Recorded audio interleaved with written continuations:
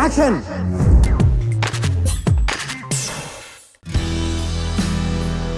మీరు బాగుపడాలంటే ఈ 5 లక్షణాలు ఉన్న వ్యక్తులను దూరం పెట్టాలి. బంధువులు, స్నేహితులు, తెలిసిన వారు, ఇలా సమాజంలో మన చుట్టూ ఉండే ఎవరైనా విభిన్నమైన మనస్తత్వాలు కలిగి ఉంటారు. కొందరు మనతో స్నేహం చేసి దగ్గరగా ఉంటే కొందరు శత్రువులుగా ఉంటారు. ఇంకొందరు పైకి స్నేహం నటిస్తూనే లోలోపల మనపై ఈర్ష్య, అసూయ పెంచుకొని కుట్రలు పనుతారు.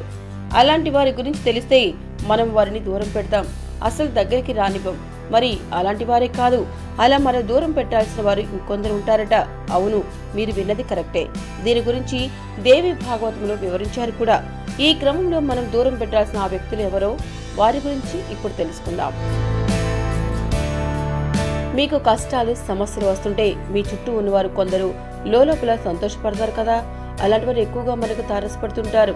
అయితే మీకు గనక అలాంటి వ్యక్తులు ఎదురైతే వారిని అస్సలు దగ్గరకు రానివ్వకూడదట. ఎందుకంటే మీరు కష్టాలు, సమస్యలు ఉంటే వారు ఎంతో సంతోషపడుతూ మీకు ఇంకా హాని కలిగించేందుకు అవకాశం ఉంటుందట. కనుక అలాంటి వారిని దరిచేరనీయకూడదు. ప్రతి మనిషిలోనూ ఏదో ఒక వర్గం పట్ల ఆధ్యాత్మిక భావాలు కలిగి ఉంటాయట. అలా కాకుండా అసలు అలాంటి భావాలు లేని వారు దేవుని నమ్మని వారి నుంచి దూరంగా ఉండాలట. ఎందుకంటే వారు మీలోని పాజిటివ్ శక్తిని లాక్కొని నెగిటివ్ శక్తిని ప్రసారం చేస్తారట. అందుకని వారి నుంచి కూడా దూరంగా ఉండాల్సిందే. మహిళలతో అక్రమ సంబంధాలను పెట్టుకునే పురుషులను అస్సలు నమ్మకూడదట. వారిని దగ్గరికి రానివ్వకూడదట. అలాంటి వారితో ఎప్పటికైనా ప్రమాదమేనట. దోపిడీలు, దొంగతనాలు, మోసాలు, హత్యల వంటి నేరాలు చేసే వారితో ఎప్పటికీ దూరంగానే ఉండాలట. వారు ఎవరైనా సరే దూరం పెట్టాల్సిందే, లేదంటే ఎప్పుడో ఒకప్పుడు మూల్యం చెల్లించుకోవాల్సి వస్తుందట.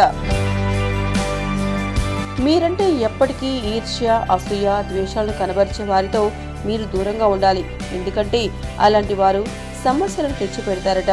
వారితో ఎప్పటికీ దూరంగా ఉండాల్సిందే. మీకు ఈ వీడియో నచ్చితే ఒక లైక్ కొట్టండి, లేకపోతే కామెంట్ చేయండి. బట్ సబ్స్క్రైబ్ చేయడం మర్చిపోకండి.